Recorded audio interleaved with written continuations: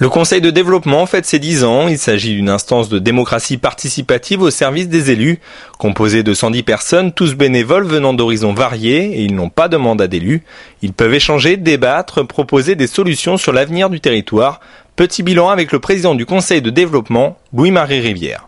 Eh bien, le Conseil de développement, il apporte une expression des citoyens organisés. Je crois que c'est extrêmement important.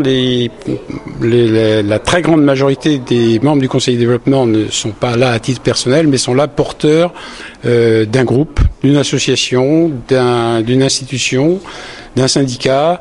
Et donc, ces citoyens ont des intérêts qui sont parfois divergents, et ils acceptent d'échanger sans enjeu de prise de pouvoir autour d'une table et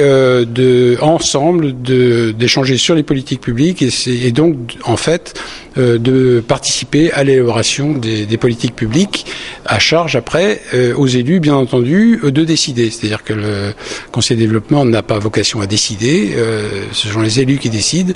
Le Conseil de développement a la prétention, je crois tout à fait normal, de participer à l'élaboration des décisions. Je pense qu'on est écouté, je dirais que je ferai presque une preuve à contrario. On est écouté dans la mesure où de temps en temps, quand on donne des avis qui ne sont pas tout à fait conformes à l'attente des élus, eh bien, on entend l'expression, je dirais, d'agacement. Donc, ça prouve qu'on a été élu. Alors après, écouter, ça veut dire quoi? Écouter, ça veut dire est-ce que les décisions sont prises en fonction des contributions du Conseil de développement? Bon, je pense que c'est pas facile à mesurer d'une part, mais que globalement, j'ai le sentiment que oui, que dans toute la mesure du possible, nos préconisations sont entendues et prises en compte. Alors l'événement qui va se dérouler pour nous, donc c'est un événement anniversaire, oui, mais ça n'est pas l'objectif premier, c'est pas de souffler un gâteau avec des bougies.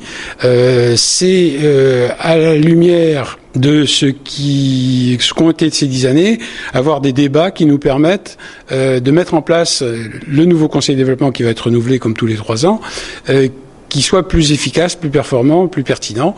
Et donc, il va donc y avoir 2 séries de débats.